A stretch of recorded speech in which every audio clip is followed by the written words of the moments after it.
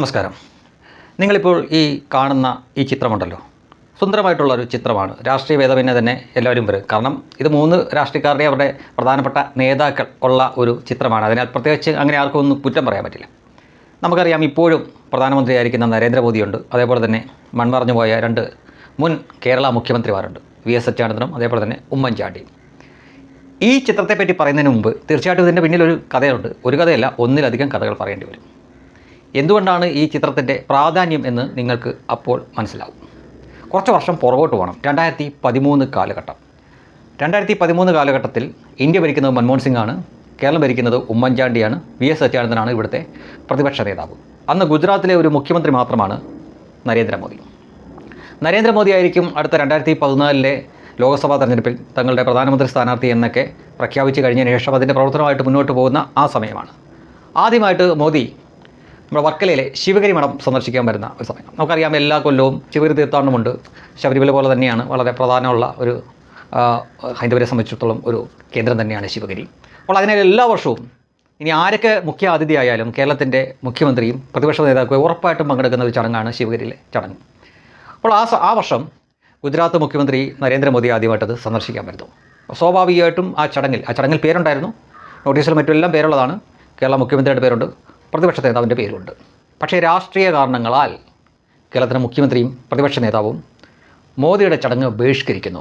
അന്ന് black day ഒക്കെ ആയിരുന്നു ഇവിടെ.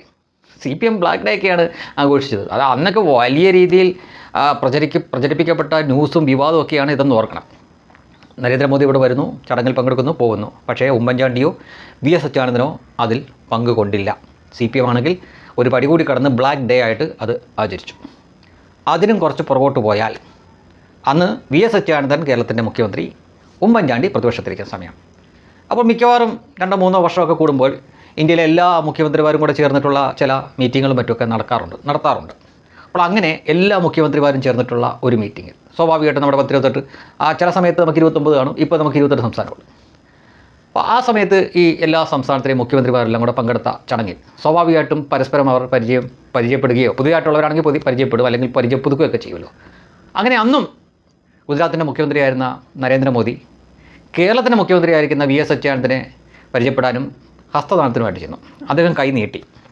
വി.എസ്. അച്യുതാനന്ദൻ കൈ കൊടുത്തില്ല എന്ന് മാത്രമല്ല, പ്രകടമായിട്ട് തന്നെ അനിഷ്ടം പ്രകടിപ്പിച്ചുകൊണ്ട് അദ്ദേഹം ഒഴിഞ്ഞു മാറുകയും ചെയ്തു. ഞാൻ നേരത്തെ പറഞ്ഞതുപോലെ തന്നെ അതും ഇവിടെ വലിയ വാർത്തയായിരുന്നു, ആഘോഷിക്കുന്ന ഒരു വാർത്തയായിരുന്നു. കാരണം ഞാൻ പ്രത്യേകിച്ച് പറയേണ്ട കാര്യമില്ല, ഇവിടെ ഒരുപാട് പാടി തേഞ്ഞ ഒരു സംഗതിയാണ്. എന്താണ്? ഗുജറാത്ത്, ഗർഭിണി, ശൂലം, ഭ്രൂണം, അങ്ങനെ കുറേ പാട്ടുകളുണ്ട്. ആ പാട്ടൊന്നും ഇപ്പോൾ ആരും ഉപയോഗിക്കാറില്ല. കാര്യം അവർക്ക് തന്നെ മതിയായി, മടുത്തു, നാണക്കേടായി തോന്നുന്നു. അതെല്ലാം തേഞ്ഞ് ഒട്ടിയ കഥകളാണ് എന്ന് നമുക്കറിയാം. അപ്പോൾ ഇതേ രാഷ്ട്രീയ കാരണങ്ങൾ കൊണ്ട് ഒന്നിലധികം തവണ ഇവർ നിരാകരിച്ച, അല്ലെങ്കിൽ അദ്ദേഹത്തിനോട് വേദി പങ്കിടാൻ മടിച്ചവരായിരുന്നു ഈ വി.എസ്. അച്യുതാനന്ദനും അതേപോലെ തന്നെ ഉമ്മൻചാണ്ടി. കാലം പിന്നെയും ഉരുണ്ടു. പമ്പയിലൂടെയും ഗംഗയിലൂടെയൊക്കെ ഒരുപാട് വെള്ളം അങ്ങനെ ഒഴുകിപ്പോയി. 2014 നരേന്ദ്രമോദി ഇന്ത്യയുടെ പ്രധാനമന്ത്രിയായി. അതിനുശേഷം കേരളത്തിൻ്റെ ആവശ്യങ്ങൾക്ക് വേണ്ടി ഇന്ത്യയുടെ പ്രധാനമന്ത്രിയെ കാണാൻ വേണ്ടി പോയപ്പോൾ ഒപ്പം പ്രതിപക്ഷ നേതാവിനെ കൂടെ കൂട്ടി. അതായത് ഉമ്മൻചാണ്ടി വി.എസ്. അച്യുതാനന്ദനെ കൂടെ കൂട്ടി ഡൽഹിക്ക് ചെന്നു. പ്രധാനമന്ത്രിയുടെ സമയവും സൗകര്യവും നോക്കി അത് അന്വേഷിക്കുമല്ലോ. അദ്ദേഹത്തിന് എപ്പോഴാണോ സമയമൊക്കെ കൊടുത്തതിന് ശേഷം അദ്ദേഹത്തിൻ്റെ ഔദ്യോഗിക വസതിയിൽ പോയി അദ്ദേഹത്തിനെ കണ്ടു, സംസാരിച്ചു.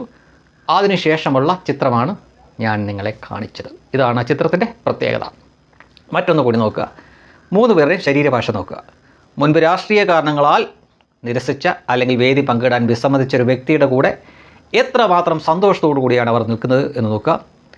അതന്നുണ്ടായിരുന്ന അതേ രാഷ്ട്രീയ കാരണങ്ങൾ ഈ ഫോട്ടോ എടുക്കുന്ന സമയത്തുകൊണ്ട് ഒട്ടും മാറിയിട്ടില്ല. മാറിയത് ഈ 3 പേരുടെയും പൊസിഷൻ മാത്രമാണ്. ഒരാൾ മുഖ്യമന്ത്രിയിൽ നിന്ന് പ്രധാനമന്ത്രിയായി, ഒരാൾ മുഖ്യമന്ത്രിയായിരുന്നത് പ്രതിപക്ഷ നേതാവായിരുന്ന ആൾ മുഖ്യമന്ത്രിയായി. അതിനപ്പുറം രാഷ്ട്രീയ കാരണങ്ങളൊന്നും മാറിയിട്ടില്ല. അതേ നരേന്ദ്രമോദിയുടെ മുന്നിൽ അദ്ദേഹത്തിൻ്റെ സമയവും സന്ദർഭവും ചോദിച്ചുകൊണ്ട് അങ്ങോട്ട് പോയി അപേക്ഷിച്ചു, അല്ലെങ്കിൽ നിർദ്ദേശം വെച്ചു. അദ്ദേഹത്തെ അവിടെ പോയി, അദ്ദേഹത്തിൻ്റെ വസതിയിൽ പോയി കാണേണ്ടി വന്നു കേരളത്തിൻ്റെ 2 മുൻ മുഖ്യമന്ത്രിമാർക്ക്. അവർ 2 പേരും മരിച്ചുപോയി. ഇതാണ് ഈ ചിത്രത്തിൻ്റെ പ്രത്യേകത. അപ്പോൾ എന്ത് രാഷ്ട്രീയ കാരണങ്ങൾ കൊണ്ടാണോ, ആരെ പ്രീതിപ്പെടുത്താൻ വേണ്ടിയിട്ടാണോ ഇവരിതൊക്കെ ചെയ്തത്, അതൊക്കെ തിരിച്ചു പറയേണ്ടിയും തിരിച്ച് ചെയ്യേണ്ടിയും വന്നു ഈ കേരളത്തിലെ 2 അധികായകരായിട്ടുള്ള രാഷ്ട്രീയ നേതാക്കൾക്കും മുൻ മുഖ്യമന്ത്രിമാർക്കും. ഇനി നിങ്ങൾ പറ, ഈ കർമ്മ എന്ന് പറയുന്ന സാധനം ഒരു വല്ലാത്ത സംഗതി തന്നെയാണ്, അല്ലേ?